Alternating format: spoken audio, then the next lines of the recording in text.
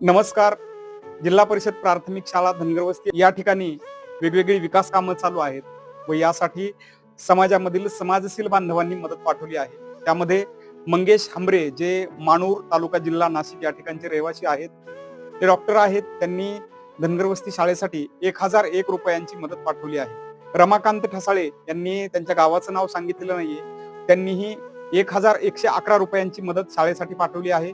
आनंद पाटोळे यांचा चिरंजीव रणवीर याचा आज वाढदिवस आहे. त्याच्या वाढदिवसानिमित्त त्यांनी येवती तालुका मोहोळ जिल्हा सोलापूर या ठिकाणाहून 500 रुपयांची मदत धनगरवस्ती शाळेसाठी पाठवली आहे. या दानशूर व्यक्तिमत्वांचे शाळेच्या वतीने मनपूर्वक धन्यवाद. आपण पाठवलेल्या मदतीमधून शाळेमध्ये वेगवेगळ्या प्रकारची विकास कामं चालू आहेत, ज्याचा परिणाम विद्यार्थ्यांच्या गुणवत्तेवर होणार आहे. गुणवत्तापूर्ण शिक्षण देणाऱ्या शाळा जोपर्यंत घडत नाहीत तोपर्यंत ग्रामीण भागाचा चेहरा मोहरा बदलू शकत नाही. या विचारांवर विश्वास